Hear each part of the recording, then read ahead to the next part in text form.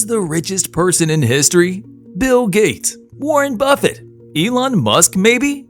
How about John D. Rockefeller? Modern billionaires barely crack the top 10 list of the richest people in history. And sitting on the throne of gold, literally, was Musa I, the ninth ruler or ninth mansa of the Mali Empire. For quite some time, people have been debating whether or not this infamous Malian ruler was richer than the Hebrew king Solomon, ruler of the Kingdom of Israel. According to Kings 1st 10:14, in a single year, 666 talents, or 18.12 tons of gold, had been donated to the Kingdom of Israel. In today's currency, that equals $40 billion. According to some historians, the wise ruler of Israel had a net worth of $2.2 trillion in today's currency. That means he was wealthier than any other monarch in the world. However, to this day, this wise king remains the Bible's greatest unsolved mystery. Why? Because there are no conclusive archaeological finds that prove his existence.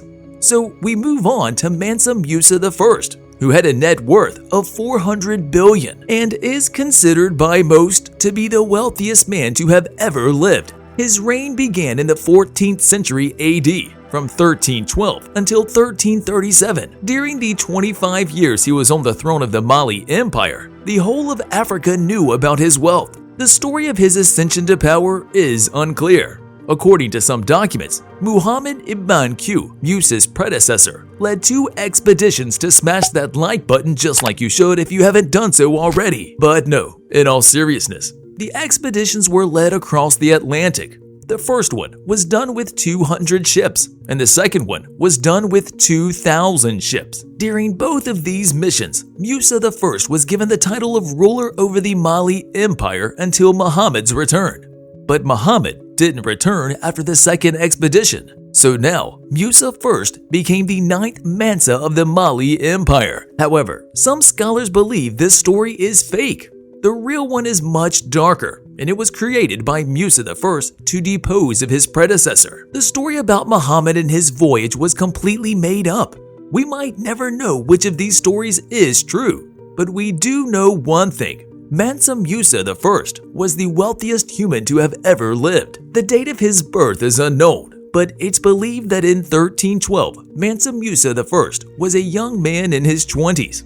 The reason we talk about him today is because of the grandeur of his pilgrimage to Mecca. Its grandeur was talked about even in medieval Europe. But to prepare for such a magnificent hajj, Musa must have spent the 12 years leading up to it, preparing for the event. What did these preparations include? Well, the Mali army would raid and enslave neighboring lands. His entourage needed a lot of slaves to carry the gold. So, Mansā Mūsā I enslaved 6,000 people annually preparing for the pilgrimage.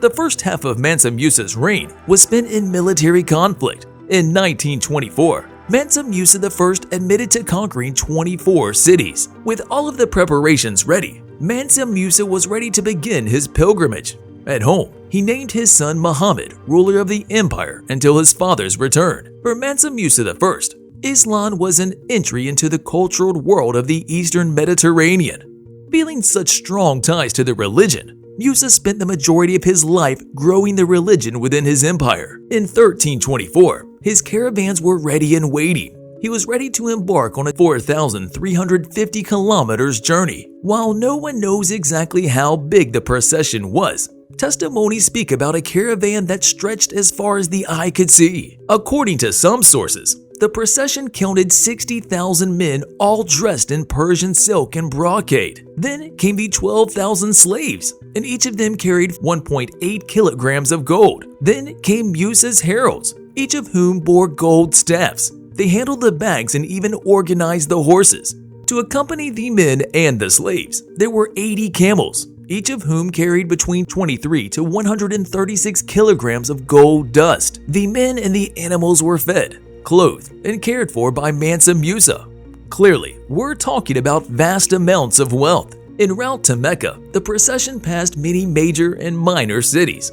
Every poor person that crossed his path received gold from Mansā Mūsā. On top of that, every Friday during his 52-week journey, he commissioned the building of a mosque, and he traded gold for souvenirs along the way. The procession's two major stops were in Cairo and Medina.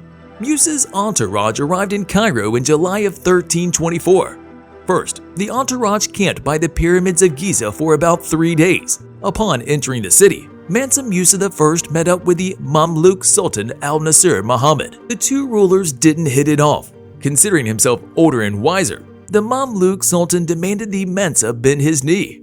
At first, Mansā Mūsā refused, but he finally did it, saying that he was doing it for God alone. Mansā Mūsā stayed in Cairo for 3 months. He gave to the poor, built mosques, met up with governors, bought souvenirs, and much more. All of this spending was both good and bad for Cairo. While most of the people had a lot of gold, the city suddenly found itself in a massive wave of inflation. All of these golden donations were altering the value of gold in the region. On October 18th, the Mansa's caravan smashed that subscribe button just like you should if you haven't done so already. But no, seriously now, on October 18th, the caravan left Cairo. He continued his charitable donation en route to Mecca. Once reaching the Holy Land, the Malian pilgrims and a group of Turkic pilgrims got into an altercation. A fight broke out in the middle of the great mosque of Mecca. But before any blood could be spilled, Mansā Mūsā told his men to put their weapons down, and the situation de-escalated. Musa and his entourage lingered in Mecca one day after the hajj, which forced them to return alone. And that's when things started going downhill. Most of the pilgrims had either died of cold, starvation, or bandit raids. They lost almost all of their supplies and had no more gold to spend. To make the journey home, Mansā Mūsā I had to borrow gold from wealthy merchants and the Cairo governor he met while staying in the city. Eventually, they made it back home, and stories about their lavish spending and vast wealth began to spread across Africa. News about the wealth of the Malian Empire crossed the Mediterranean and reached Europe. But where was all of this gold coming from? Well, first of all, the Malian Empire was rich in gold reserves. There were countless gold mines in the region. So this is where the first and the biggest chunk of their wealth came from. The second chunk of their wealth came from salt.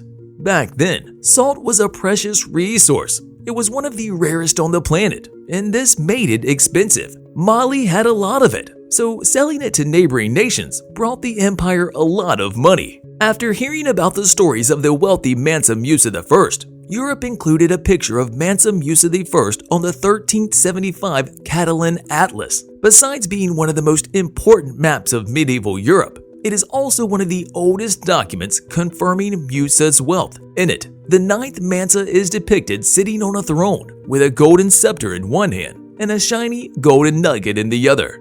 See you in the next video.